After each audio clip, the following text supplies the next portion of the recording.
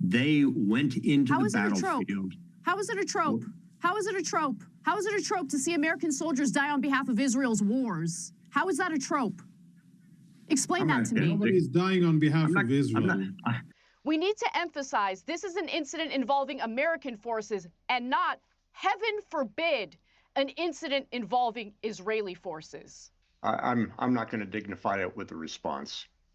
You just want to smear me with nonsensical claims, but you can't even answer why you even believe in the smear. What is the trope? You can't anscer it, right?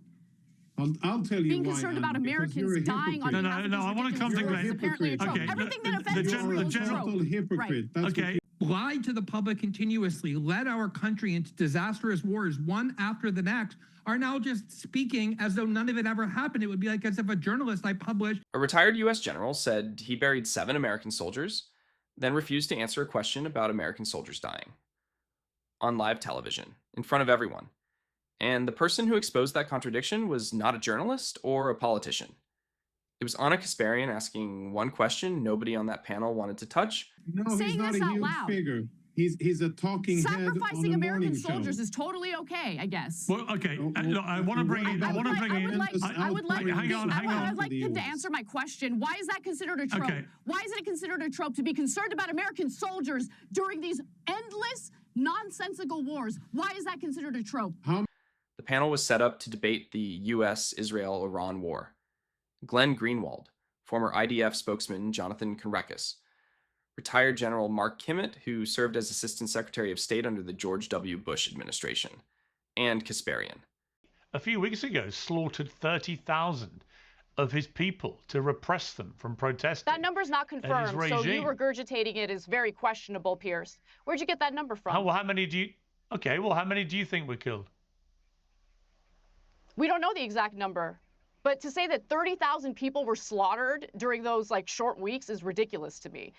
Before this panel even started, Piers had already sat down with Mike Pence, a man who voted for the Iraq War, championed it for years, watched it turn into a catastrophe, and to this day believes going in was the right decision. That is the backdrop. That context sits behind every single thing said in this panel.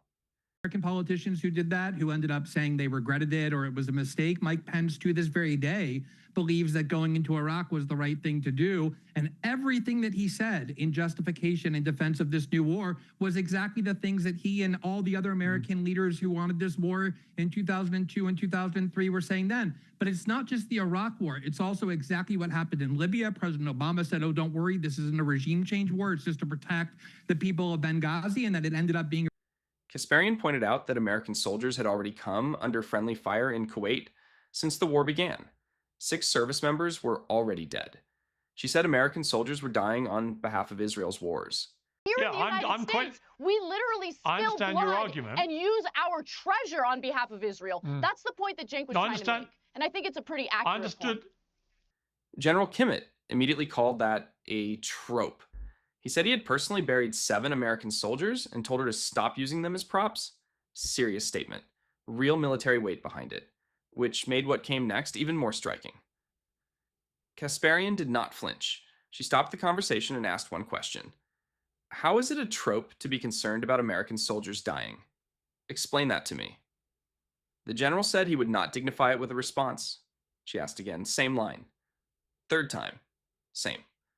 A general who invoked 7 dead soldiers to establish credibility could not explain why caring about those soldiers dying was a cliche. He just refused to answer. Especially when you know that Mossad was on the ground, there were armed terrorists on the ground, you know security forces were killed during those shootings. Look, the hyena's laughing again. Anyway, but to just regurgitate the number that is being perpetuated by the Israelis is ridiculous to me. We don't know the exact number, so rather than regurgitate it, we can say that there was a high casualty count. We don't know the exact number. It's that simple. An Israeli media figure going on record to ensure nobody confused dead Americans with dead Israelis.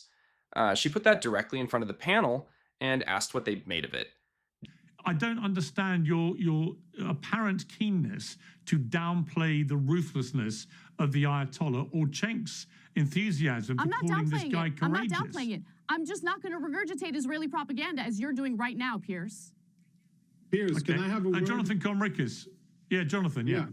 Yeah, I mean, since my country has been mentioned so many times by people of questionable moral backgrounds and motivations, I'd like... Jonathan Conricus, the IDF spokesman, tried to dismiss Raskin as just a talking head, not a real representative, not worth taking seriously. Kasparian did not accept that framing.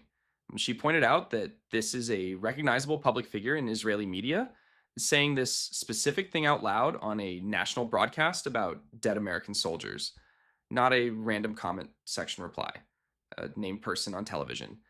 And apparently that is fine. Conricus had nothing clean to say to that, so he went somewhere else entirely. He called her a hypocrite. What makes this different from a regular shouting match is the sequence of events. Kasparian did not walk in swinging. She asked a factual question about American soldiers and got called out for using a trope. She asked the general to explain what the trope was. Got nothing. Asked again.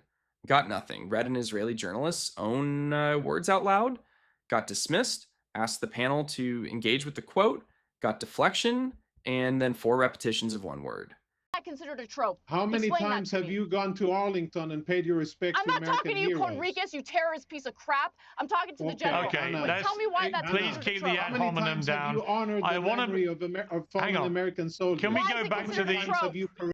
The breakdown happened because nobody on that panel could handle the original question. Not because she came in looking for a fight. That somebody like Mike Pence or so many other people who lied to the public continuously, led our country into disastrous wars, one after the next, are now just speaking. Then Glenn Greenwald spoke. Most reaction channels cut this section entirely because it slows the drama down. It is actually the most important part of the whole debate, and I think you need to hear it. Greenwald did not argue about the current moment at all. He stepped back and laid out a pattern that runs across 5 decades: Iraq, Libya, Afghanistan, Vietnam. Every single time you get the same language. The regime is dangerous. This is necessary. Trust us. This time we know what we are doing. Every single time the same catastrophic outcome. Every single time the same people walk away with 0 accountability and show up again for the next one.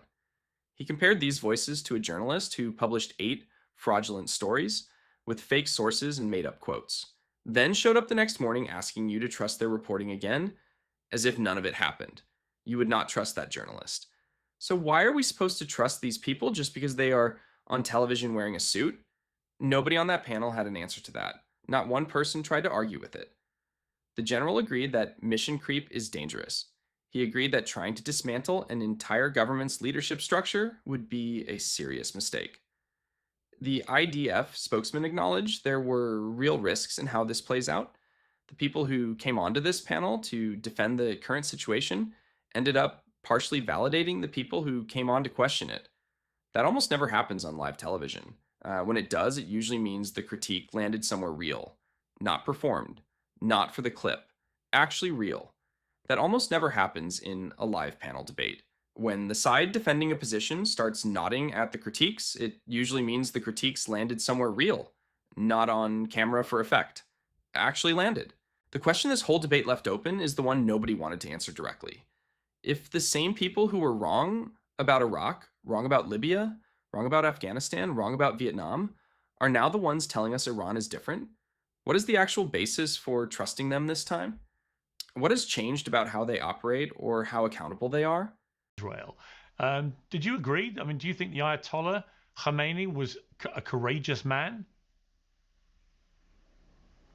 Well, he never capitulated to the Israelis, and we live under a government where, regardless of which party is in power, is on its knees on behalf of Israel. So Kasparian asked it through the soldier question. Greenwald asked it through 50 years of history. Both got the same thing back. Deflection, personal attacks, and a word repeated 4 times. Neither got a straight answer. And neither will you if you ask it anywhere loud enough for the right people to hear. the fact of the matter is, he didn't embarrass his people by getting down on his knees to pleasure Israel, as our leaders here in the United States do. So I understand the point that he was trying to make. And I think if you talk to a lot of Americans, they are embarrassed by the fact that our leadership rarely represents our best interests and seems to prioritize the best interests.